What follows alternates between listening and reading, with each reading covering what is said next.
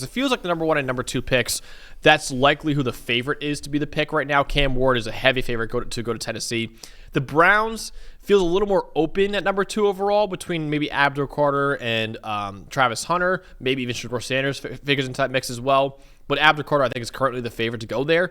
Number 3, you still have the Giants going with Shedeur Sanders, even though the Giants already signed Russell Wilson and Jameis Winston this offseason. So you still think, even after signing those 2 veterans, the Giants still could look to add a quarterback. So I do think there's a part of it where Wilson and Jameis just give them more options, right? Because prior to signing those 2 guys, it was just Tommy DeVito on their roster, and obviously you can't live like that, right? Most teams take at least 3, if not 4 quarterbacks into camp anyway. Okay. You're talking about, to me, let's talk about the financial part of this first. Russell Wilson, 1 year, the contract maxes out at $21 million, which is low-end starter money, but he's only guaranteed $10 million. So there's some incentives on top of that. I'm sure it's playing time incentives, winning incentives, things like that. And Jameis was only signed for 2 years and $8 million. So let's just say the combined guarantees of that is $14 million for this season.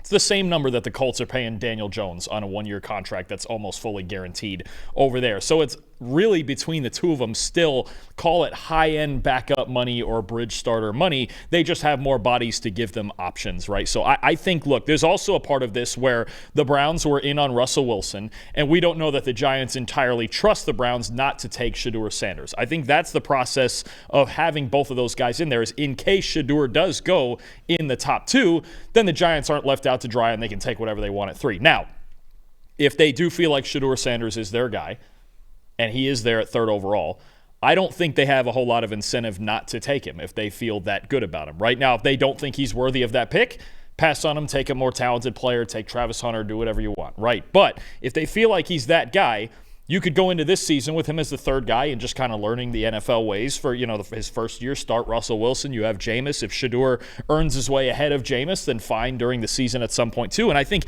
even if Shedeur ended up being one of their top 2 quarterbacks right off rip, Jameis Winston's only on a 2-year, $8 million contract. Somebody in the preseason is either going to suffer an injury or they're not going to be satisfied with their backup quarterback situation. It's not a tough contract to move off of. I think Russ, for the amount that they paid him, he's going to be there regardless. But I think Jameis, come late August or early September, could be a trade chip if they take Shedeur. But let the competition play out, right? And we know neither of those 2 guys that are in the building currently are the long-term solution. That's why one is on a 1-year deal. It's only half guaranteed. And the other's on a very cheap contract, even for a backup quarterback, right? So I don't think it completely prohibits them from taking Shedeur Sanders if they feel like he's that guy.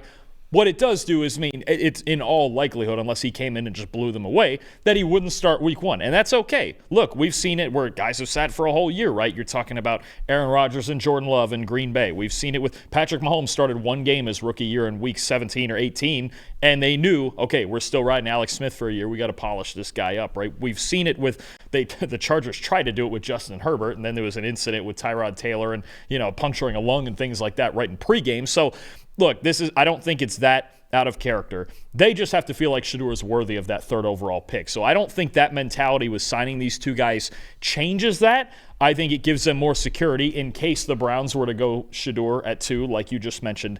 And, again, Jameis especially, it's not going to be hard to move off of that if they wanted to in late August. Or you just keep all 3. There's nothing wrong with having quarterback depth. There's not that many guys every year that actually start all 17 games. It's hard for these guys to stay healthy. So I don't have any issue with insurance, even call it high-end insurance, although $14 million guaranteed in your quarterback room is nothing nowadays when there's so many guys making 50+. I think it's still completely on the table. I think it's an option. I would be surprised if they went with a quarterback at number 3 overall after signing those 2 veterans. And I think Joe Shane and Brian Dable just want to add top-end talents with Travis Hunter still available number 3 overall. I think that would probably be the pick I would go with for the Giants because I think that's what they would do here. So I think they'll go with the other Colorado player at number 3 overall. But I understand the thinking behind Shedeur Sanders, where you're hoping you could be your long-term answer at quarterback. Neither Russell Wilson or Jameis Winston are your long-term answers. I just think in a predictive mock draft, I almost would take Shedeur at number 3 overall if I was a GM. But in a predictive mock, I think the fact that they added 2 veteran quarterbacks makes me think they're not going to add a 3rd one in the draft. They'd rather go with a guy like Travis Hunter instead. And also, as a Syracuse alum, I can't disparage Tommy DeVito, right? Because I don't think you're carrying 4 quarterbacks there, so I can't get rid of my guy Tommy DeVito there either. So I think number 3 overall, I would have gone with Travis Hunter there.